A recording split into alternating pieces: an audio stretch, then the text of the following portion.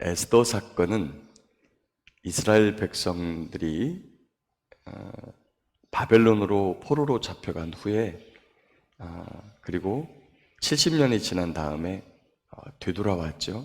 그것이 이제 에스라 1장에 기록되어 있는데, 이 에스더 사건은 그 1차 귀환과 에스라를 중심으로 한 2차 귀환 사이에 벌어졌던 일로 이렇게 보입니다.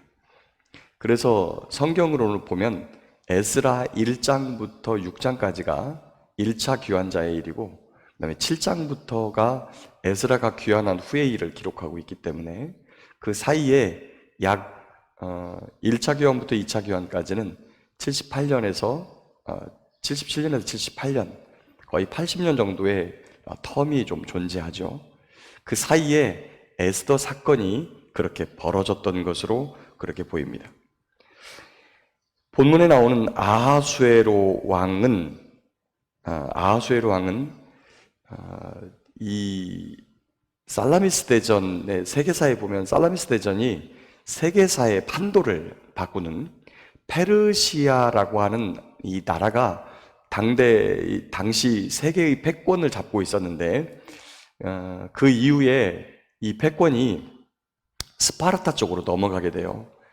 지금의 그리스 지역, 아테네 그리스 지역 이쪽으로 넘어가게 되는데, 그때 벌어졌던 큰 전투 중에 하나가 살라미스 대전이라고 하는 굉장히 세계사의 중요한 전투입니다. 이 전투를 기점으로 페르시아의 국군이 기울기 시작하고, 그리고 이제 아테네와 스파르타 쪽에 이 영향력이 커지면서 다음에 발생하는 나라가 이 헬라 제국이 발생하게 되는 이러한 계기가 된 전쟁이 있는데, 그 살라미스 해전에서 패한 왕이 바로 이 아하수에로 왕입니다. 세계사 속에서는 크세르크세스라고 하는 이름으로 언급이 되고 소개가 되어지고 있죠. 이 왕의 성격을 보면 굉장히 성격이 급하고, 그 다음에 포악스럽고 매우 여자를 좋아하는 그러한 왕으로 이렇게 세계사 속에서는 알려지고 있습니다. 1장에서 보면 자기의 말을 듣지 않았다고 하는 이유 때문에, 그리고 자기를 신하들 앞에서 체면을 구겼다고 하는 그러한 이유 때문에 왕후 와스디를 폐위하는 사건이 발생하게 됩니다. 그리고 새로운 왕후를 맞이하기 위해서 수산성에 조서를 내리고 처녀들을 모아가지고 후궁을 맞이할 때 바로 이 에스더 사건의 주인공인 에스더가 왕후로 뽑히게 되죠. 이 이후에 벌어지는 이 사건들, 하만과의 격돌 때문에 매우 중요한 역할을 하게 되는 이 에스더가 왕후로 뽑혀서 왕궁으로 들어가게 됩니다.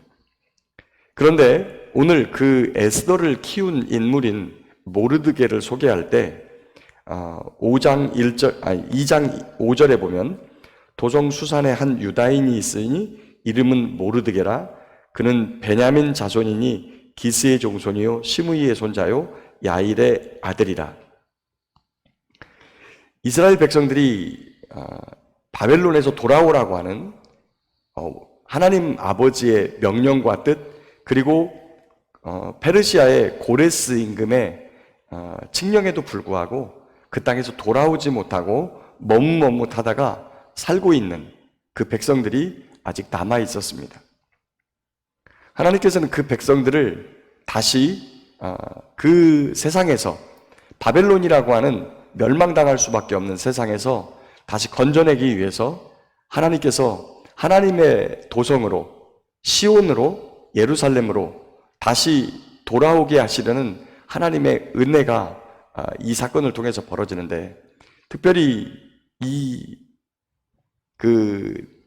모르드게를 소개할 때 베냐민 지파요 기스의 증손으로 이렇게 소개하고 있고, 그리고 이 이후에 3장에서 소개되는 하나님 나라의 대적자로 소개하는 이 하만은 아각 사람 함무다다의 아들로 소개합니다. 이 사건은, 이렇게 소개하는 이 본문은 우리를 사무엘 상에 있는 한 사건으로 우리를 다시 초청하는데, 그 사무엘상에 이스라엘 초대 임금이었던 사울 왕, 바로 베냐민 지파요 기스의 아들이었던 이 사울이 아말렉을 진멸하라고 하는 하나님의 명령을 어기고, 당시에 아말렉의 왕 아각, 그리고 그의 후손들을, 그리고 존귀한 자들, 그 하나님 나라에서 존귀한 자들이 아니라 악의 나라에서 하나님을 대적하는 아말렉에서 존귀하게 여김을 받았던 그런 자들을 살려주고 말았죠. 그것이 비록 전쟁에서는 큰 승리를 거두었지만 하나님의 명령에 불순종한 이 아말렉과의 전쟁에서의 수치스러운 장면으로, 결국 그 일 때문에 이스라엘의 초대왕이었던 사울이 하나님으로부터 버림을 받는 매우 안타까운 일이 벌어지고 말았죠. 그래서 그 사건을 우리로 하여금 기억나게 하는 베냐민 지파요 기스의 증손인 이 모르드게와, 그리고 아각 사람 함무다다의 아들, 아각 사람이라고 하는 것은 바로 아말렉의 왕손이었던 이 아각의 후손으로 하만이 등장하게 되는 거죠. 그리고 그를 통해서 바벨론에 머물러 있고 하나님의 나라를 향해 가지 않는 그들을 향해 이 칼날을 빼어들고 죽이겠다고 덤비고 있습니다. 그래서 그 일을 통해서 이스라엘 백성들이 다시 정신을 차리고 하나님의 나라로 돌아가야 되겠다라고 하는 그러한 마음을 갖게 되지요. 오늘 우리에게 이 에스더가 왕으로 뽑혀지는 장면을 우리에게 소개하고 있는데, 에스더는 모르드게의 사촌 여동생입니다. 집안으로 보면. 그럼에도 불구하고 그가 자기를 기르는 이 모르드게의 말에 매우 순종적인 것을 볼 수 있습니다. 물론 왕으로 뽑히려면 미모도 몸매도 여러 가지 언행과 그 다음에 그의 마음가짐도 다 1년 동안 그 궁녀를 주관하는 헤게에 의해서 왕에게 보고되었고, 또 여러 가지 질문을 통해서 그의 속에 있는 것들을 표출했을 것입니다. 그런 부분이 있지만 그 중에서도 가장 우리가 눈여겨봐야 되는 건 매우 순종적이었다 하는 것이죠. 성경은 부모에게, 자기를 기른 사람에게, 은혜를 베푼 자에게 순종적이지 않은 사람을 하나님께서 쓰시지 않습니다. 하나님의 은혜로 말미암아 과거에 가지고 있던 부모의 은혜, 그 다음에 자기를 길러준 은혜를 잘 알고 순종적일 때 하나님께 쓰임을 받죠. 특별히 성경에서 아브라함의 그 아들이었던 이삭에 순종하는 면을 봅니다. 하나님께 번제로 드리고 갈 때 그가 어찌 보면 아브라함은 이미 100세가 된 노인이고 15살 정도밖에 되지 않았을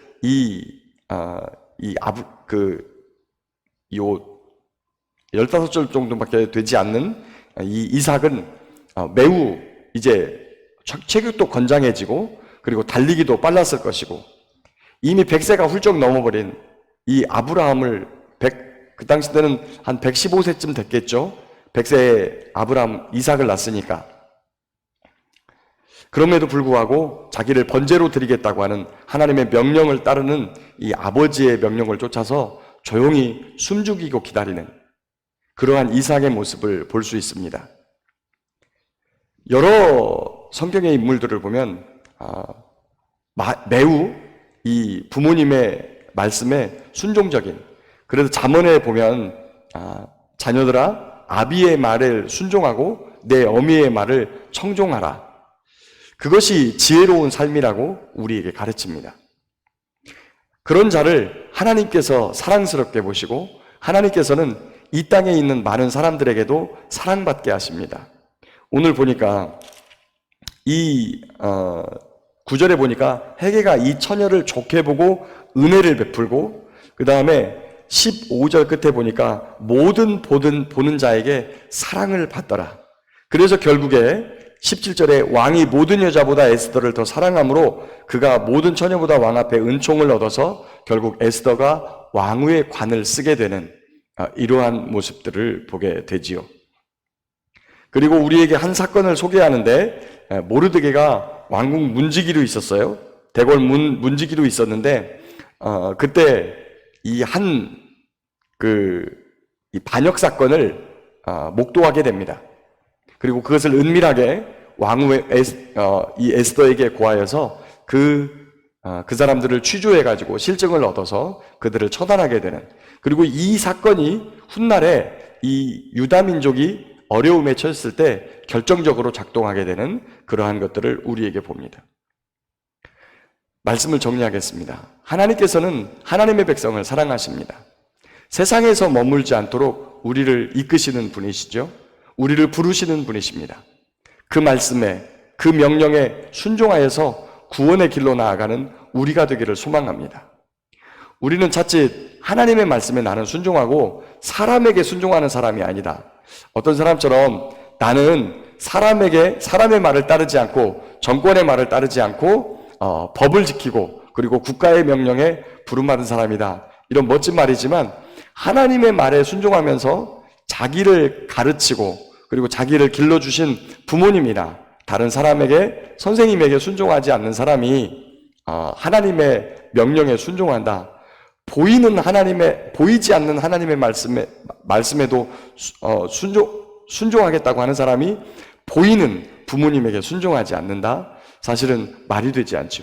지혜로운 사람은 부모님의 가르침에, 말씀에 순종하는 사람입니다. 그리고 우리가 알지 못하지만 하나님께서는 우리의 삶을 인도하시면서 우리를 또 결정적인 일에 사용하기 위해서, 아름답고 복된 일에 우리를 사용하시기 위해서 하나씩 예비해 가십니다. 지금의 우리의 삶이 과거에 있었던 우리의 삶의 행적과 전혀 무관하지 않습니다. 그리고 하나님께서는 그런 것들을 예비하고 준비하여서 하나님 나라를 위한 아름다운 것들로 우리를 사용하시지요. 하나님 말씀에 순종하는 사람이 하나님께 쓰임받는 사람이고, 하나님 명령에 순종하는 사람이 오늘 또 주의 나라를 위해서 아름답고 복된 예비된 삶을 살아갈 수 있을 것을 믿습니다. 주의 말씀에 순종하고 주님의 말씀을 따라가는 저와 여러분 되어서 우리 주님께 사랑받고 많은 사람들에게도 사랑받으며 또한 주님의 나라를 위해서 아름답게 쓰임받는 복된 믿음의 삶이 다 될 수 있기를 예수님의 이름으로 축복합니다.